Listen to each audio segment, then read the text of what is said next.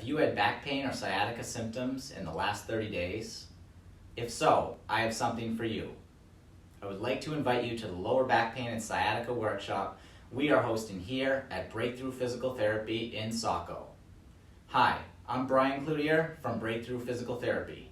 And I'm Josh Tardif from Biddeford Physical Therapy. And we want to share with you what you will learn at the Lower Back Pain and Sciatica Workshop. First is the most common mistake that lower back pain and sciatica sufferers make, which often leads to taking medications, getting injections, or even having surgery. Second, we'll go over the top 3 most common causes of lower back pain, 2 of which are very common, but one is sneaky and often doesn't show up on x-rays or even MRIs, leading to significant pain and problems. Lastly, we'll educate you on the top 3 things you can do to get rid of your back pain and sciatica symptoms and get back to your life pain-free.